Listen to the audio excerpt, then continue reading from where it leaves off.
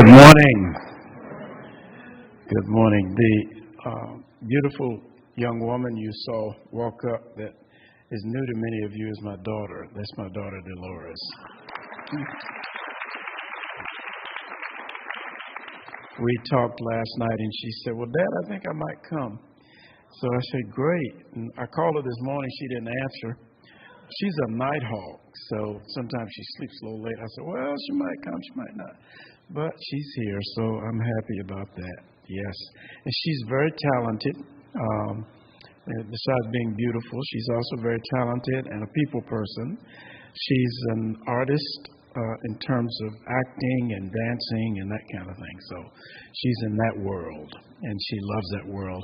And I gave her mom all the kudos for that. She was with them morning, noon, and night, she and her brother, and helped them get started in that, and she loves it with a passion. So thank you for having us here with you this morning. I was looking at the program, and I looked at the part where it said, words located on the screen. And without my glasses, it looked like wins located on the screen. And at that point, I said, you need to put your glasses on because that's not what that is. So anyway, I'm delighted to be back here with you again. I have friends here, and I feel like I have family here. And I want to talk this morning as a supplement to something I started earlier about the fact that God never shuts up. Not only does our source communicate, but ceaselessly communicates with all of us. I know that a lot of our cosmologies and theologies and a lot of our mythologies have suggested to us, and we've embraced them, that the source of life only communicates in special ways to special people. But the reality that I've embraced, and I'm a student of Neil Donald Walsh. Some of you might be familiar with his books, Conversations with God, The God Solution, Tomorrow's God. He's written several New York Times bestsellers, and he's a wonderful contemporary mentor. And I happen to be one of his students, and I feel very privileged. And a lot of what he shared has reshaped my life in ways that I wouldn't exchange for anything. My understanding of what I believe my purpose for being here is, and others, and what this is all about, this ongoing saga that many of us try to understand and make sense of in our own particular ways. I was in a conversation with someone recently about how sometimes life throws us curveballs. And the person on the phone said, yeah, if you want to hear God laugh, tell him about your plans. You'll hear him laugh real loud. Because life does have a way of being unpredictable.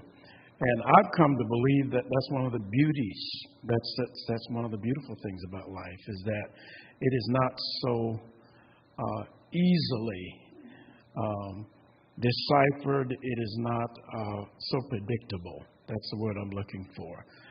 It's an adventure. And I think it's an adventure that human beings have turned into an ordeal. I think life was meant to be much more ingratiating, much more beautiful, much more of a tapestry of all sorts of things that are beautiful in the end. So this morning I want to talk God Never Shuts Up, Part 2. Yes, of course, we say God may talk, but God talking or communicating with you, we can talk to God, most of us believe, or whatever we want to call our source, the origin of everything. We readily agree, most of us, that, yeah, we can talk to it, or we can talk to her, or we can talk to him, but talking back to you? That's heresy. You know God only speaks to certain people. He doesn't speak to everybody, or she doesn't speak to everybody. So when you start telling people, I talk to God and God talks back to me, they kind of look at you funny. It's like, okay, so here's another one of those. But I've come to believe that the source of our existence not only communicates with all of us, but communicates with all of us all the time. And it is not so much whether or not we're being communicated with as it is whether or not we're listening. Are we paying attention? Let's consider this. Is it that God selectively speaks exclusively to them, or is it that they listen? These people like Jesus and Muhammad and Krishna and others, both men and women. Is it that God is only speaking to them, to Moses and Joshua, or is it that they are listening? And while God is speaking to all of us, some of us tune in and we listen and we believe what's being said to us. Because another part of what can be an impediment is that we can hear things or sense things that just seem incredulous to us. How could I be that wonderful? Are you sure I'm the right person? Did you drop the mail off at the right address? These people who have come to be known by us as seers and prophets and special individuals, I believe it's more that they listen than that they're being selectively chosen to be communicated with. Because what mother loves one child more than another? I believe that our source is pure and unconditional love. And there's a difference between love and pure and unconditional love. Because our species, to a great extent, does not love unconditionally. Maybe our pets, maybe to some degree a very small baby, but when it comes to each other, we have difficulty with that, loving unconditionally. It's more of a bartering system, even in our relationships. If you give me this, I'll give you that. And if you don't give me this, then you won't get that. It's more conditional. Are you a member of my group? Are you a member of my ethnic community? Do you speak my language? Are you in my age group? We become very selective with our loving. But I believe our source loves us unconditionally, and I think the reason some of our theologies have difficulty embracing an entity that loves unconditionally is because it's not been so much a part of our experience.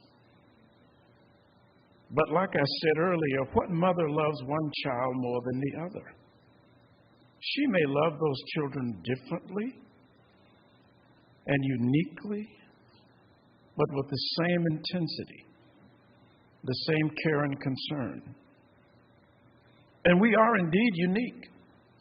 We're all unique. Even identical twins are not exactly the same. There's some distinctive feature. And we're unique. I had a gentleman who was a YMCA director. I grew up in a little city called DeLand over near Daytona Beach, and he founded the YMCA there. And he would say to me, he called me Charlie. He was one of the few people I'd allow to call me Charlie. I'm more of a Chuck guy than a Charlie guy. And he'd say, Charlie, wouldn't life be boring if everybody looked the same? That we all were just a blob of similarity? And from that, I take, as I mentioned it to you today, that variety is indeed the kind of spice of life. And our source likes to individuate and likes to variegate and likes to make distinctive flavors and likes a broad spectrum in order to express itself. And the beauty of it It is the tapestry of beauty. When you look out on a field of snowflakes, there can be billions of them. And did you know that each one has its own unique design? Each and every one of them is beautiful in its own way. Our source embraces, cares for, loves, communicates with each of us. As I said, I think it's a matter more of who's listening and paying attention. And guess what? God even loves those people we don't like. God loves the people we despise. Because God, our source, the clockmaker, loves each design and each way that each design is ticking.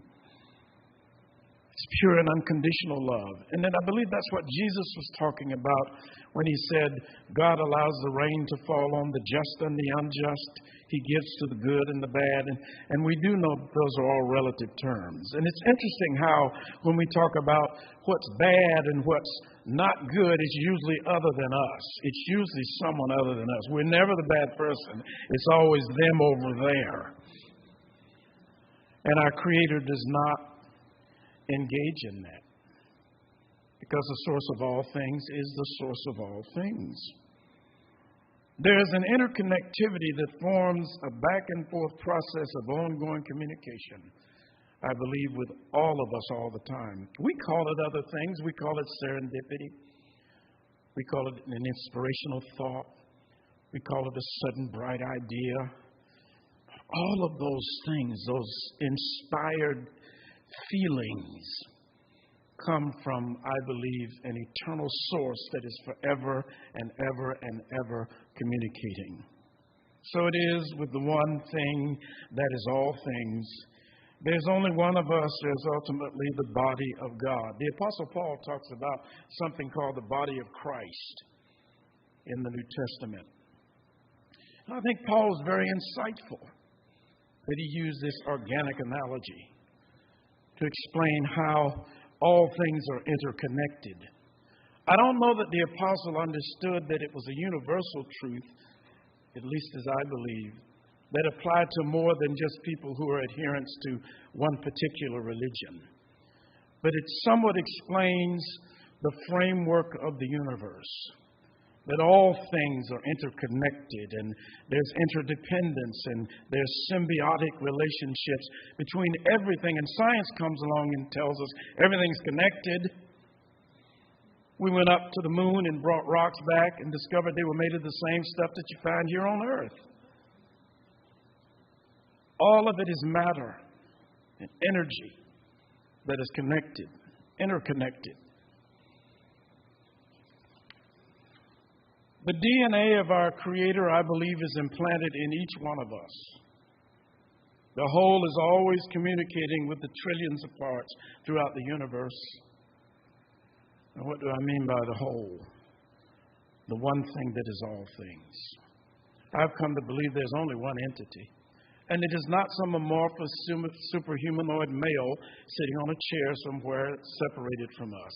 That's a part of our mythology. I say again, as Shakespeare said, there are more things in heaven and earth, a ratio, than are dreamt of in your philosophies. It's larger than that. Our very thoughts send off energy, impulses that the source, our Creator, deciphers and responds to. We're communicating when we're asleep. That energy is going out. And there's subatomic particles in the universe that we've not been able to see, but we know that there's there. There really is no such thing as empty space. They're just very minute subatomic particles that we have not identified. All of it's interconnected. Because there's only one of us. All things are the one thing that is all things. And religion says God is the all in all. That's another way to say that. All of it. Embedded deep within us is what some call that still small voice. When we meditate, when we pray, when we get quiet, we can hear that voice. And it can be like a voiceless voice. Doesn't necessarily take on any gender-specific way of communicating. Christian theology is called the inner man, the candle of the Lord, they say. It speaks to us. It communicates with us. If you look out, you'll see trees growing everywhere. Plant life. What does a tree have to learn? Nothing. It simply grows. And I'm of the persuasion that if the source of all things could plant within that tree the DNA that makes it become that tree, surely those of us who are larger expressions of this sentient energy have something within us. Thus comes the thought, we don't learn anything. We recognize. It's already there. There's a scriptural passage that says there's nothing new under the sun. We recognize what's already there. I said to a master teacher about 2 weeks ago, children don't learn anything. And he said, I agree with you. We recognize, we remember what is already planted within us. And planted within each of us is this instinct of love. Our first instinct is love. We've been taught things that have caused us to make choices and behave in ways that are either some perverted expression of love or seem contrary to love. But it is doubtful to me that any one of us could pass a burning house and hear the cry of a baby and keep walking. Our first instinct is love, not survival.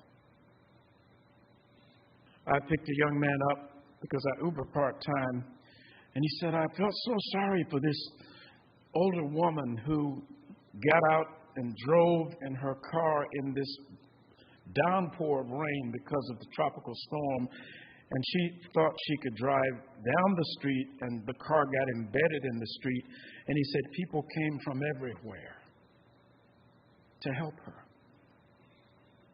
It is even doubtful to me that any one of us, if we felt a negative way toward anyone, if we had members in our congregation we didn't particularly like, if they fell, we would reach to help pick them up.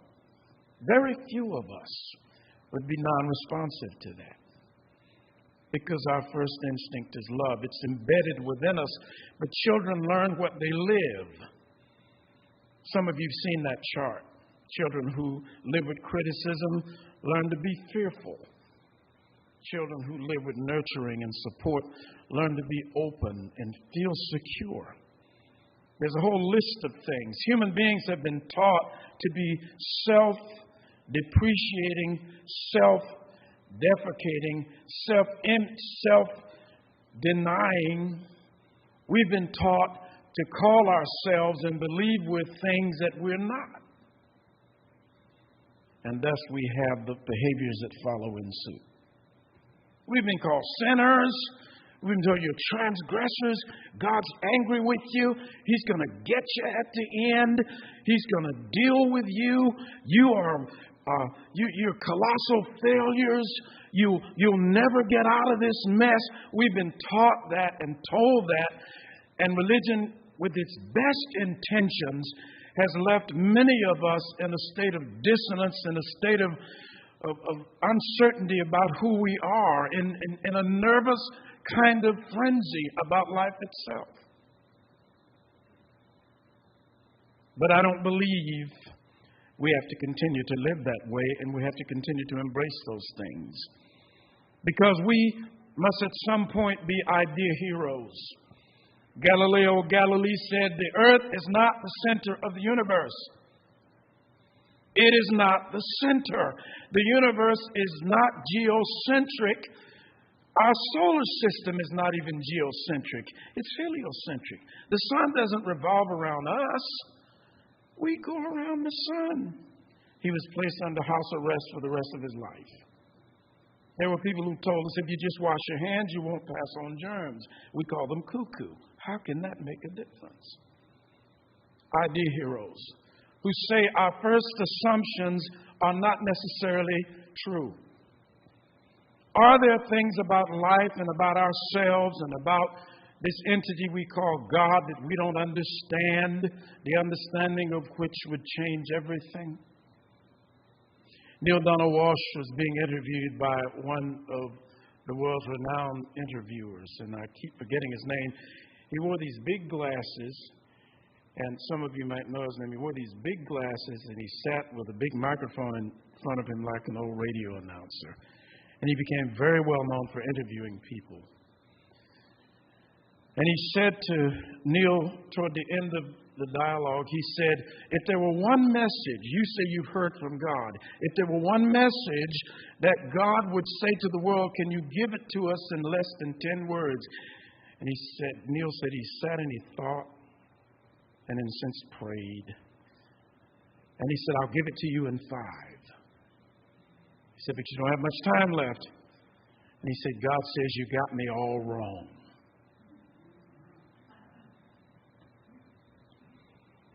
With the best of intentions, we have missed the mark on so many things, and we've created havoc where there should be peace, and we've created doubt and fear where there should be confidence and assurance because of our first assumptions.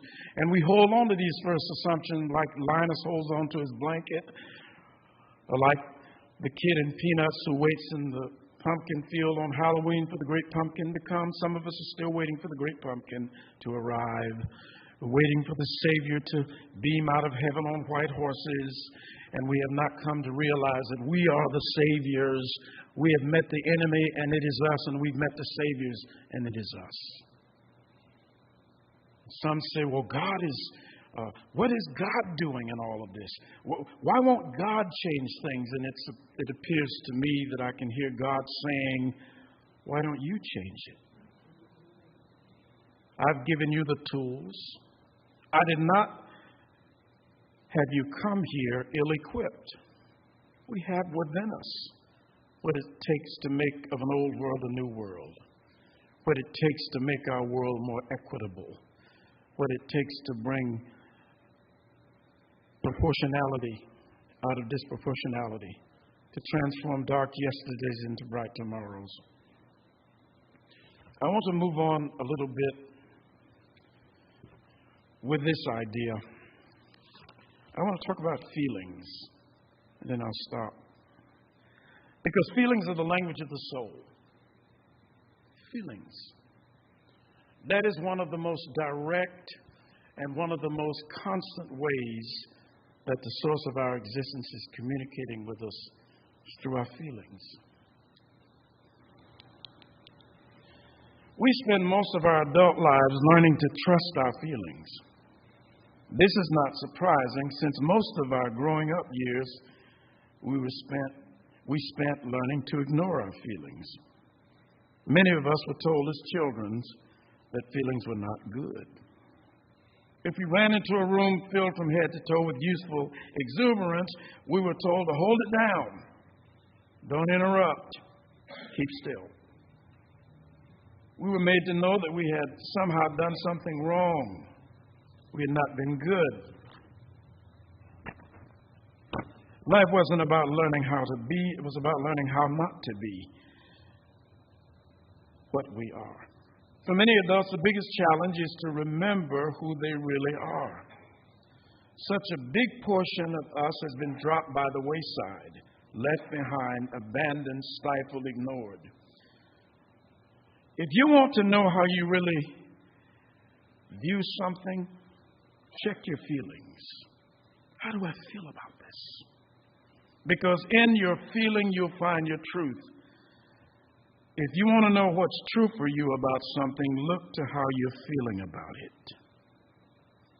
Look to see what you're feeling right now about what I'm sharing with you. About this one thing being all things and our instinct being love and all of those things I've shared. Remember the last time you felt strongly about something? Anything. It doesn't matter. Just remember the last time you felt strongly about something in your minds. Bring this moment to your mind. Remember the incident. Remember the experience. Try to remember the exact feeling. Your feelings of what you know about a thing. Your emotions of what you do with what you know. There's a difference between emotions and feelings. Emotions are the energy you put forth to express the feeling. The feeling is closer to the inner part of you. You can know you like someone, but you don't have to necessarily express it. You can know you don't like a person, but you don't have to express it. You can remain silent. Because feelings are innate, they come from within. Emotions can be driven by many things. The data from your mind. Data is information that is stored in the mind based on previous experiences. How many of us have been to the dentist, and when the dentist begins to use a certain tool, we grimace? We may not even feel any pain. It's the data that's up here that tells you you're supposed to do that. We may not even, in our feeling, be convinced that we're going to be hurt. But the mind says, you do this at this point. Or we may feel a little uneasy about it. And there's two levels of truth. There's subjective truth and there's objective truth.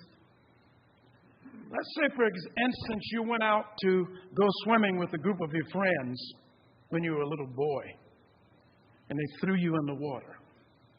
And all you can remember is fighting and scrambling and them laughing at you and finally one of them pulling you out. So 20 years later, when you're 6'3", and in a swimming pool that's only 5 feet, you'll sit on the edge of that pool and wade in the water because your mind says, water will drown you. That's your truth. But it's not objective. There are lifeguards there. You're 6'3", the water's only 5 feet tall, and you have a feeling inside, it's an objective understanding that I won't drown in this water, but your truth from your experience and the data in your brain tells you, but you drown in water. And you can hold that in, or you can let it go. And some of us might let it go. If somebody tried to push us off the edge and say, oh, you're not going to do it, we might let go with, expletives, and later on, we go, but that's not how I really feel about that person. My emotions at the moment were a certain thing. How many of us have had to apologize to someone for something we said in a moment of high emotion, and then we had to come to bring ourselves in and say, but that's not how I really feel. Feelings and emotions are not the same thing. Emotions are the energy we put into expressing a feeling. Feelings are what we innately know and understand. And I believe that all of us innately know and understand that our first instinct is love. We, as a species, have just gotten to the point where we reserve that love for particular people or particular brands. But love is within all of us. And our source communicates with us in the innermost part of us. And so we have to separate feelings from emotions and feelings from thoughts. How we really feel. I remember saying to myself, what sense does it make for God to create the world and have a backup plan? What sense does it make for God to create the world and say, some of you are going to go here and some of you are going to go there because I made a mistake, but you're supposed to be omnipotent, omniscient, and I'm not present. That doesn't make any sense to me. And I said within myself, I don't feel that. And many of you can attest to the fact that there are many things people say and you go, but I don't embrace that. That does not resonate with me. And then sometimes we express it and sometimes we don't. But how we really feel about a thing is our truth. How do you really feel? And I believe we can trust that inner guidance that God has placed within us. If we trusted that, somebody said, well, you can't trust human beings to be civil, and you can't trust human beings to do the right thing and to be good. We've never tried it. We've always had laws and governing rules and restrictions, and we've always said, but you're bad and you're evil and you rebelled against the one who is the greatest of all, and you've not done what God brought you here to do. We've always been made to feel there's something wrong with us, and so we're behaving in ways that reflect that. But if someone came along and said to us, you're beautiful, you're wonderful, you're great, somebody might say that's a Pollyannish view of life, because there are evil people, there are wicked people in the world. There is evil energy in the world that some of us gravitate toward and embrace, but we innately are not evil. We embrace things. I talked earlier about the great polarity, that in the absence of that which is, that which is not, that which is not.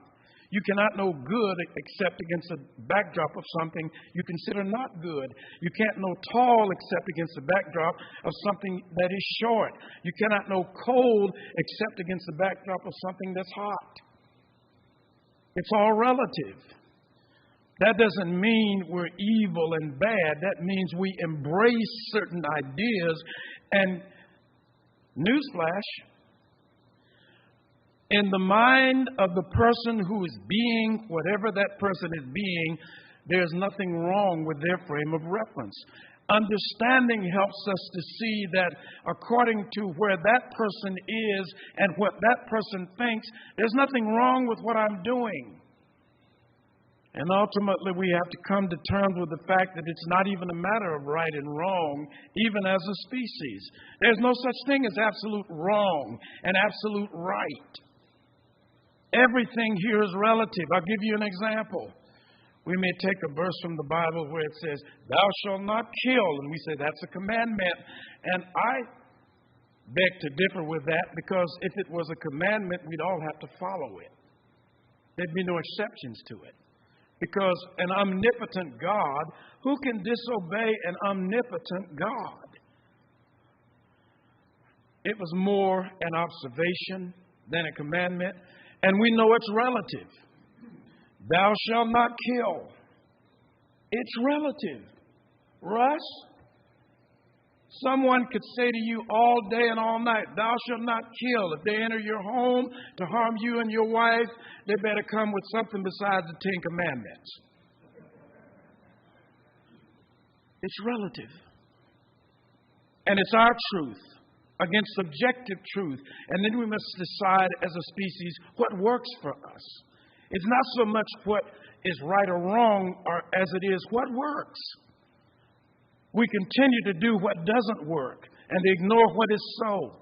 It is not about these absolutes, because they're forever changing. There was a time we thought it was great to burn people at the stake. Most of us have evolved beyond that. There was a time when in this country and other societies, we had problems with people of what we call the same sex loving each other. But I submit to you this morning, love and let love. Love is larger.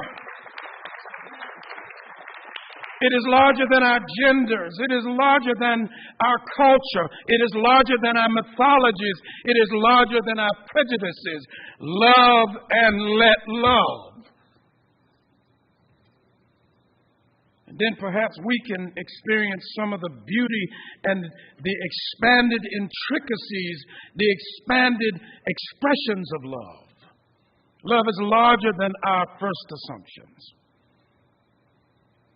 and our biases. And people who do that within our society have courage. That takes courage to say, I will love who I want to love, who I desire to love.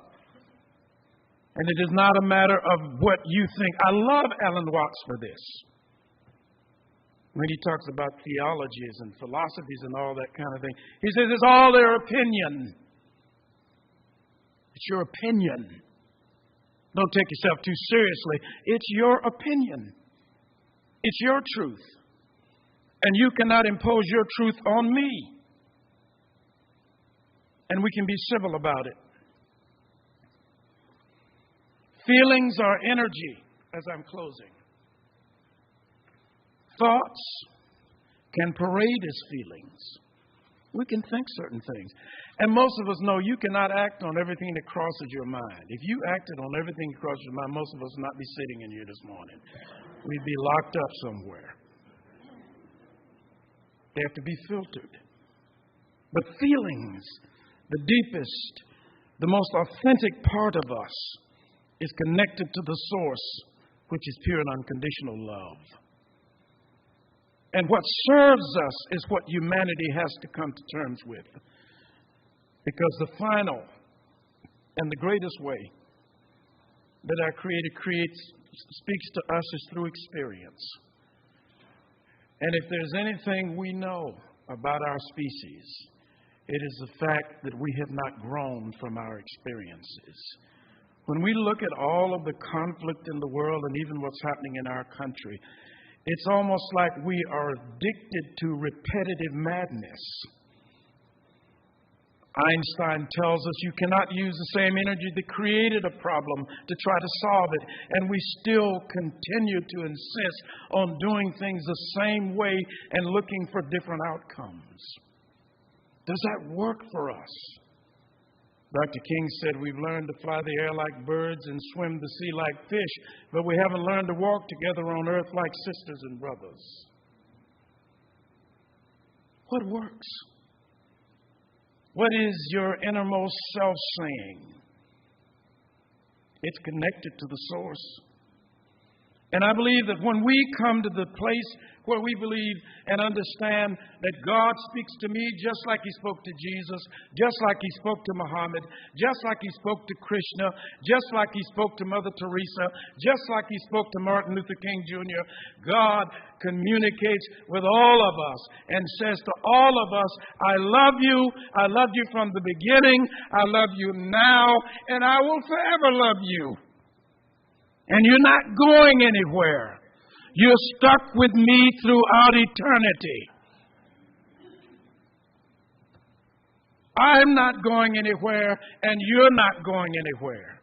You're my babies, and you're still growing. You're still evolving. You're still expanding. You think that your tiny blue dot is the only thing that there is in the universe. You have a lot of growing to do in a universe that's billions of years old. Like the people who thought the earth was flat and discovered a continent of indigenous people they didn't even know existed. And the Catholic Church got nervous because it's, where are these people coming from? They're not in our Bible. There are more things in heaven and earth, Horatio, than are dreamt of in your philosophies. God communicates with you.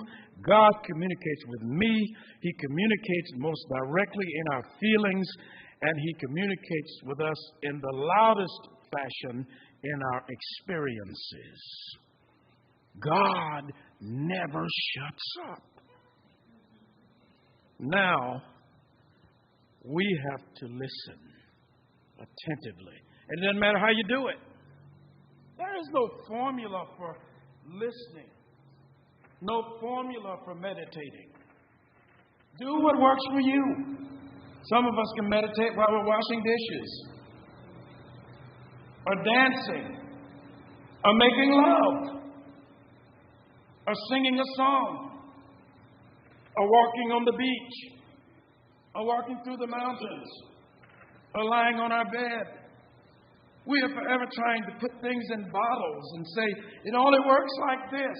Well, life has a way of saying, no, it doesn't. If you come down street A, I'm going to meet you on B. And if you want to hear God laugh, tell Him about your plans.